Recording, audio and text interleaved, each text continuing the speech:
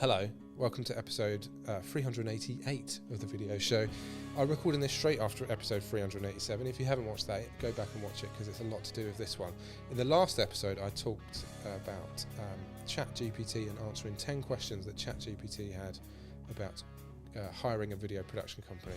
Today, we're talking to another one, Bard, which is Google's chatbot AI thing. If you're not using these yet, let me know why you're not using them. If you are using them, let me know what kind of stuff you're using AI for, because I've got a few AI-based episodes coming up, and how I'm using AI in video as well.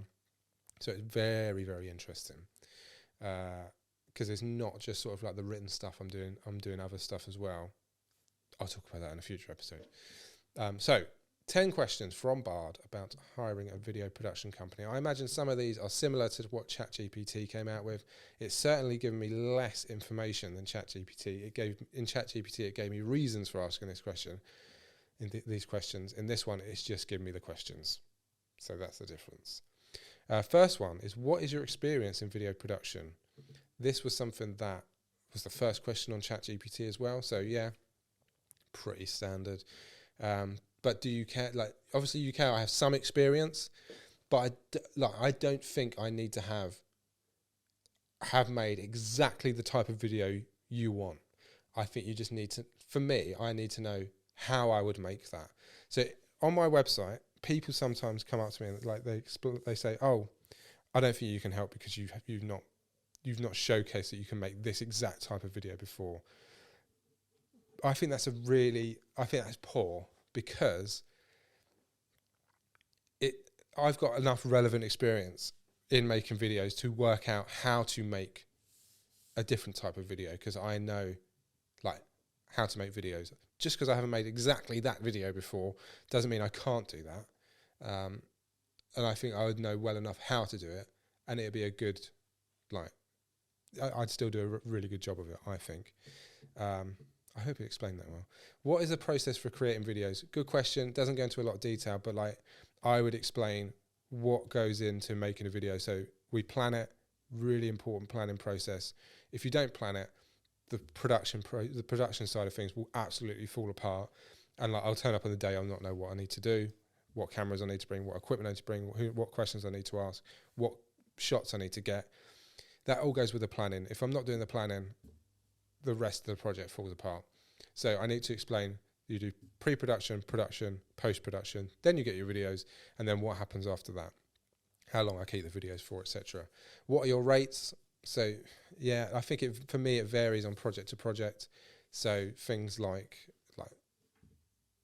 it just varies project to project. So I don't have a set rate. What are your turnaround times? Good question. I said this came up on the last video as well. But what are your turnaround times? That varies as well, depending on, because I'm only one person, how busy I am, and like the size of the project and who's involved, and if I go to multiple locations around the country. So if it's just something like in the town I'm in, one day, and you need a video that's like 2 minutes long, that could be done like by the end of the week at certain times. But if it's like I've got to go to 3 different places around the country, interview loads of different people, that might take a few months to do that, because we've got all these bits to get. We've got to get the people at each location sort of signed off on particular days. They're all happy to do it. And we've got to get a few sort of things sorted out before we film it. What equipment do you use? Again, do you really care about this? Is this an important question? Let me know if you actually care about what cameras I use and what equipment I use. Because I've done videos on this about, I use this equipment, I use this camera, and people don't really care about it. What kind of software do you use? Again, that's a pretty wishy-washy question. Like, what editing software do I use? It varies. It's just whatever I need to do the job. So if you do care, I mainly edit on Adobe Premiere Pro, but I also use DaVinci Resolve as well. But that also includes, for certain things, After Effects, Photoshop, and a few other sort of bits of software as well. It's sort of whatever I need to do to get the job done. And as long as the job gets done, that's all that matters. What kind of crew do you work with? That's a good question. Like, if I got that question, I would ask them why they're asking that question. Because if I said, no, it's just me, they'd be like, I think you need 3 people for this. I don't think you can do it. Whereas if I said, why do you ask? They go, I think you need probably 3 or 4 people to help you to do this. Then I could say, oh yeah, I work with a number of other people, and I would just bring in other video people that I know to help me work on the project. So although most of the time it's just me, on certain projects I would have like a photographer, somebody doing social media videos, maybe another videographer doing stuff. I hate the word videographer as well. Another video producer. Don't know why. It's just wedding videographer reminds me of wedding videographer, and I don't like that. And then also it goes on to say, by asking these questions, you can get a better understanding of Redbook Productions' capabilities and how they need to meet your needs for your video project. Here's some additional questions you may want to ask, depending on the specific details of your project. What kind of style do you typically produce videos in? It varies. It's down to the project, really. So you could say, I want to create this type of video, or some people say, I want to get this result. So it's up to me to produce the style. So it really depends on what the customer wants in terms of the style.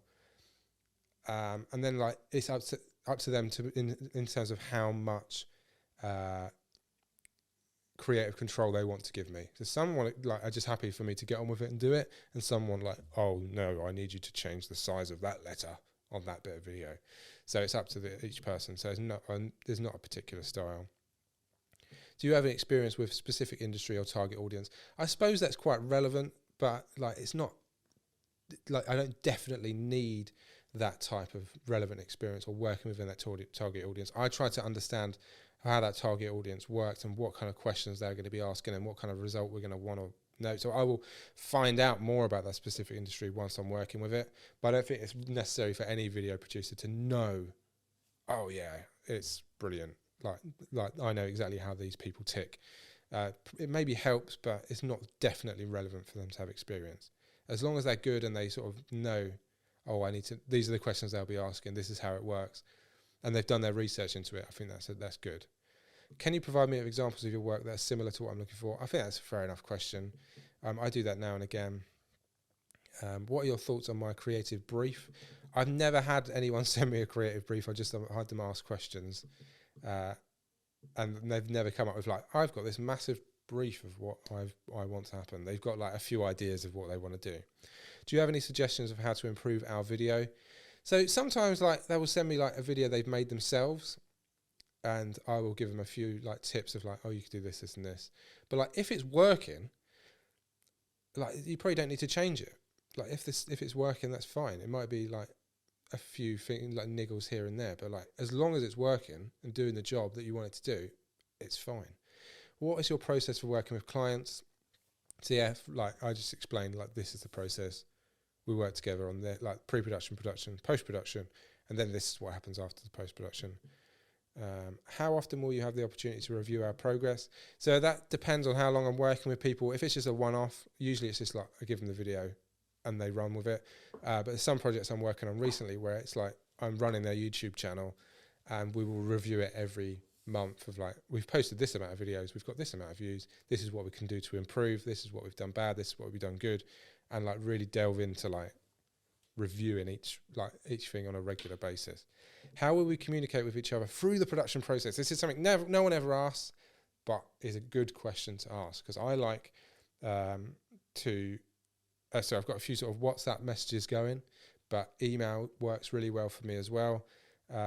What I don't like is if I have like some feedback on email, some feedback on text, some feedback on WhatsApp, and it's all in different places. We need to agree on where the feedback's coming, so I can, some people will put it on a Google Doc, some people will comment on Dropbox.